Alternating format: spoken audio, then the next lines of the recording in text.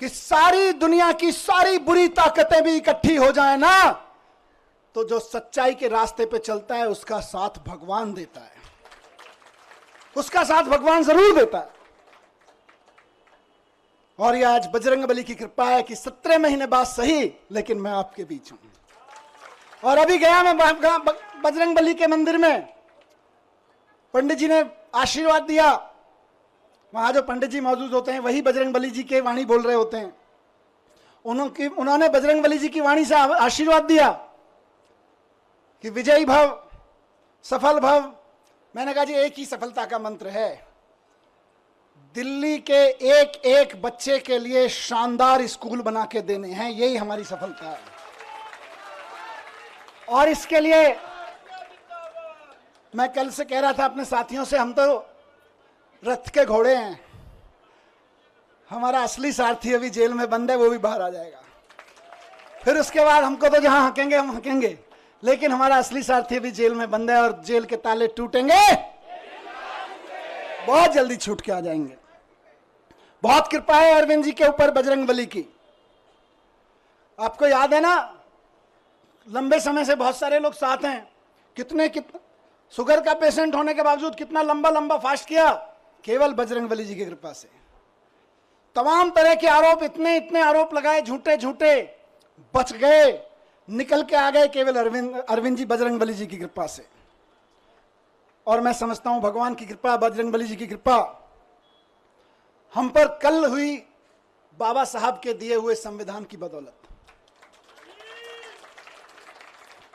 बाबा साहब ने, जब ये मुकदमे की सुनवाई चल रही थी, मैं बहुत ध्यान से सुन रहा था, पढ़ रहा था, पूरी डिटेल ले रहा था वकील साहबों से।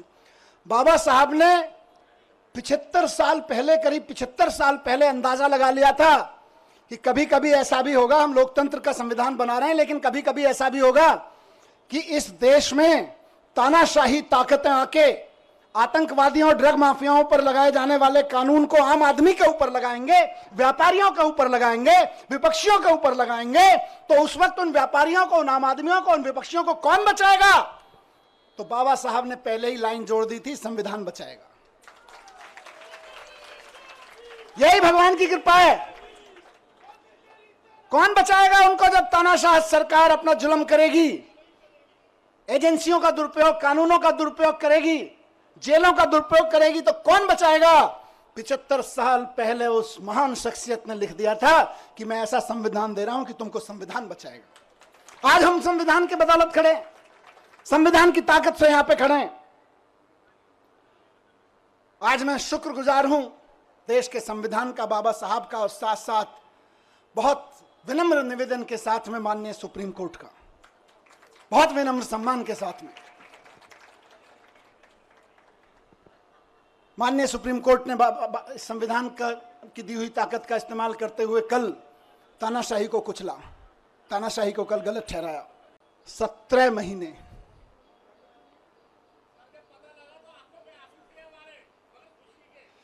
ये आंसुओं, इन आंसुओं ने ही मुझे ताकत दी है 17 महीने जेल में। मैं जब राजघाट पे आपसे बात करके गया था तो कह के गया था शायद 7-8 महीने लगेंगे। मुझे उम्मीद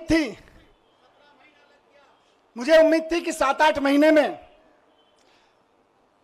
न्याय मिल जाएगा, लेकिन कोई बात नहीं, 17 महीने लग गए।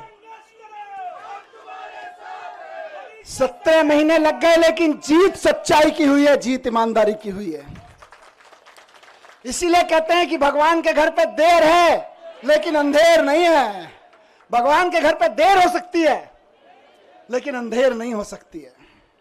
इनकी तो बड़ी कोशिशें करी इन्होंने, संजय भाई के ऊपर, मेरे ऊपर, अरविंद जी के ऊपर, पार्टी के और नेताओं के ऊपर। देश के सख्त से सख्त कानूनों की सख्त से सख्त धाराएं लगा के इनको बंद कर दो झूठे सच्चे केस में, और ऐसी ऐसी धाराएं लगा दो जो दुनिया भर में आतंकवादियों के ऊपर लगाई जाती हैं। ऐसी ऐसी कानूनों की धाराएं लगा दो जो दुनिया में ड्रग माफिया के ऊपर लगाई जाती हैं।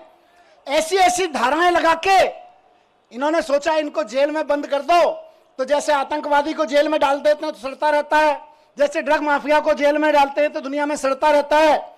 इन्हें लगा अरविंद केजरीवाल, मनीष सिसोदिया और संजय सिंह को भी जेल में डालेंगे तो सड़ जाएंगे, लेकिन आपके आंसुओं की कीमत है ये, आपके आंसुओं की ताकत है ये कि जेल के ताले भी पिघल जाते हैं। मुझे बताओ कि 10 साल, अभी थोड़े दिन पहले बहन आतिशी लड़ रही थी उसके लिए, 10,000 शिक्षकों को इन्होंने दिल्ली सरकार के स्कूलों के एक रात में, रात को 2 बजे ऑर्डर पास कराया, ट्रांसफर कर दिया एक रात में। अब किसी का बच्चा आज पढ़ता है स्कूल में 11वीं क्लास में, वो तैयारी करा रहे हैं गुरुजी टीचर पूरी मेहनत से कि यार इसमें तो आईआईटी में जाने का पोटेंशियल है। कल को टीचर का ऑर्डर मिल रहा है, नहीं नहीं हमने तो 10,000 टीचर्स को इधर से उधर कर दिया है क्योंकि हमें तो ट्रांसफर पोस्टिंग का शौक था, अब तुम भाड़ में जाओ। ये तानाशाही नहीं है तो और क्या है? बात 10,000 टीचर्स की नहीं है, उन लाखों बच्चों की है जिनको वो टीचर्स पढ़ा रहे थे। तुम अपनी अफसरी में, तुम अपनी तानाशाही में 10,000 टीचर्स को एक रात में इधर से उधर उठा के फेंक देते हो। ये तानाशाही नहीं है तो और क्या है? यही तानाशाही है जिसके खिलाफ हमको आवाज उठानी चाहिए। आज दिल्ली मैं जब सरकार में था उस वक्त दिल्ली जल बोर्ड का नगर निगम चुनाव से पहले पैसा रोक दिया गया था और आज तक दिल्ली जल बोर्ड का पैसा नहीं दिया गया। फाइनेंस डिपार्टमेंट के अफसरों से इधर उधर से फाइलों पे कुछ कुछ काला पीला करवा के रुकवा रखा है पैसा।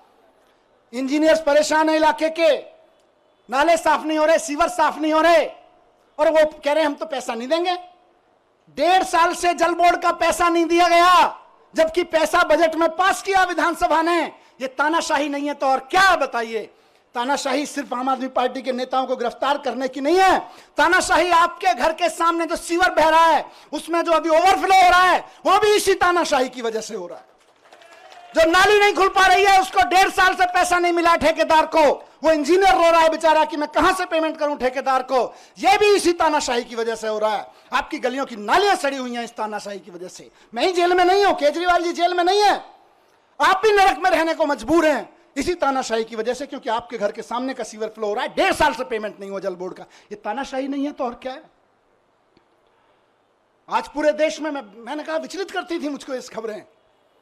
हर रोज कहीं ना कहीं सुप्रीम कोर्ट भी डांट लगा रहा है, उसके बावजूद जनता अपनी सरकार चुनती है। कहीं के राज्यपाल को, कहीं के उपराज्यपाल को कह के जनता की चुनी हुई सरकार के कानून कैंसिल करवा देते हैं।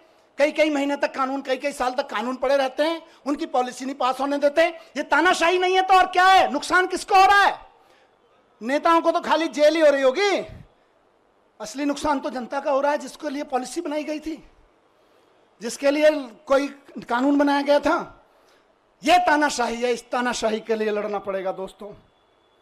और आखिरी बात जो मैं अभी, क्योंकि विचलित करनी है कई सारी चीजें, भारतीय जनता पार्टी और इनके तोता मैना कितने ही ताकतवर हों, लेकिन देश के संविधान से ताकतवर नहीं है। ये लोग देश के संविधान से ताकतवर नहीं है। इनकी सारी यातनाएं, सारी पीड़ाएं सह के भी हम तैयार हैं, क्योंकि हमको यकीन है कि हमारा सुप्रीम कोर्ट है और हमारा संविधान है, संविधान जीतेगा। बस आखिर में यही कहूंगा कि हम भगत सिंह के चेले हैं। कह के गया था ये बात, कह के गए थे ना, भगत सिंह के चेले हैं, डरने वाले नहीं है तुम्हारी जेलों से भी और तुम्हारे तोता मैना से भी। 17 महीने में जैसा गया था, बिल्कुल 17 महीने पहले जैसा गया था वैसा ही दिख रहा हूं कि नहीं दिख रहा? एनर्जी कुछ कम है कि ज्यादा है? ज्यादा है ना? बस इनको लग रहा था जेल भेज के एनर्जी तोड़ देंगे, अब ये कहेंगे यार इनको जेल मत भेजो, तो दुगनी एनर्जी लेके आते हैं।